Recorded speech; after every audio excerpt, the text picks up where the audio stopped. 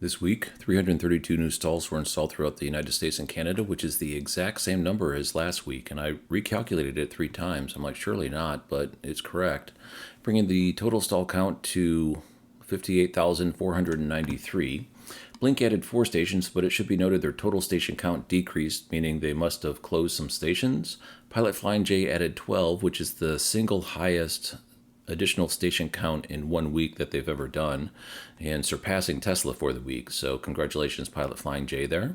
As I said, Tesla added 10, Electrify America added 9, ChargePoint added 14, EVgo added 1, EV Connect added 3, the Rivian Adventure Network added 1, and Francis added 3. Let's go ahead and get to the data. Here's Blink, a very common pattern for them. A couple of older ones, but most of the 3 out of the 4 are new. So these all seem to be valid new stations. Here's Pilot Flying J. Lots of cool things to point out here. The state of Ohio has completely finished everything that we knew to be under construction. So everything that was spotted under construction is now open in the state of Ohio.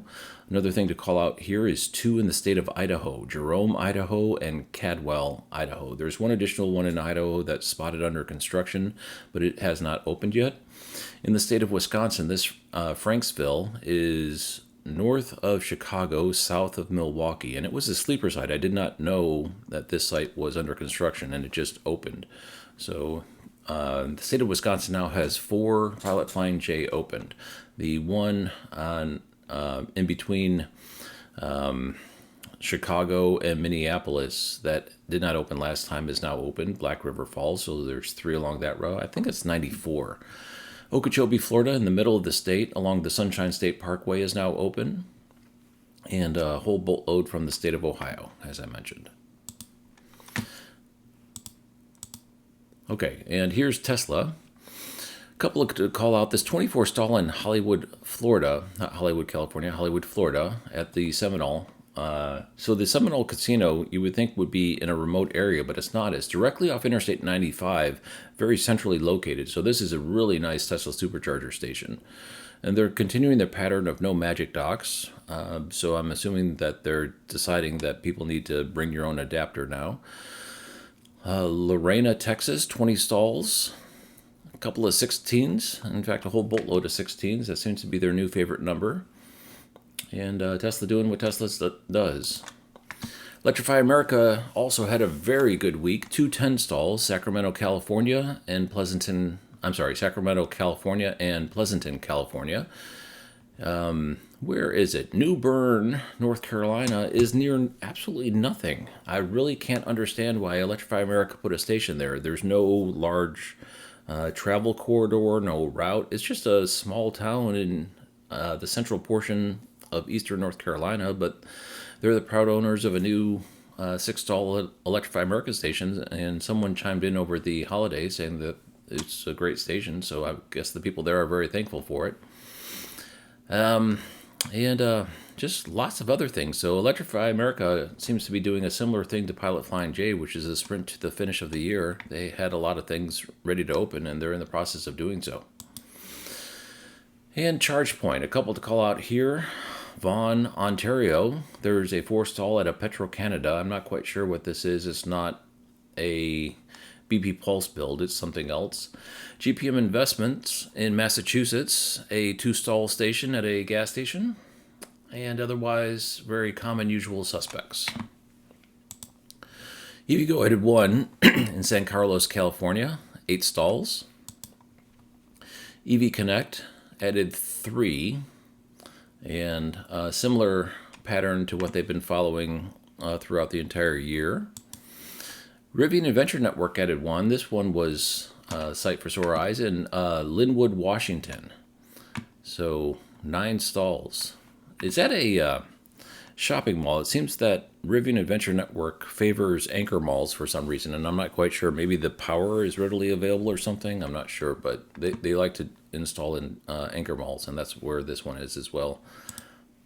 Francis Energy, and I neglected to call out their one from last time, but which was in a West Palm Beach car dealership.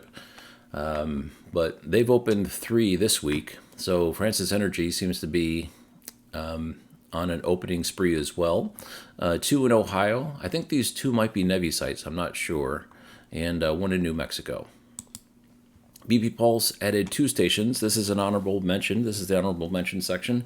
And if they keep up the pace, I'm going to add them to the regular counts, because they seem to be going at these gas stations with a pretty steady pace. There's a whole bunch surrounding Chicago, and Eric from the News Coolum channel stopped by one in his neck of the woods as well. And so they seem to be on a opening pattern at their gas stations, as well as the other projects that they have, which are the Giga Hubs and the Travel Centers of America. Now, this one is important to me because one of the main reasons I started searching the alternative fuels data center database was to look for any indication that Walmart was putting an entry in, because I knew of stations in existence, but I didn't have any way of tracking them. The Walmart website wasn't really reliable, and so I needed some way of tracking, because I think Walmart might be the largest electric vehicle charging station build in the United States in the not too distant future. Just according to their press release, and they normally do what they say. So I was looking for any indication, and finally this week, excuse me, for the first time since I've been doing this, I was really excited. I found a signature where I could query the database and see new Walmarts, because I think once they get on their pace, they're going to be opening so many of these, it's going to be really hard to track. But what we search for is in the station name field, Walmart blank space Supercenter, and in the EV network, it's non-networked. Those are the 2 query fields, and with that, you can get a unique view of the Walmart charging network. It should be noted that they're using ChargePoint hardware, but they've engineered a way for it not to be ChargePoint on the back end.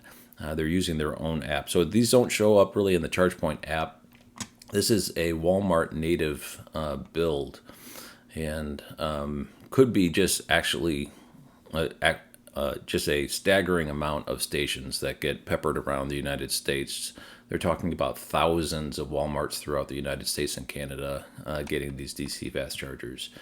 And we now have a way of tracking it. Thanks for watching.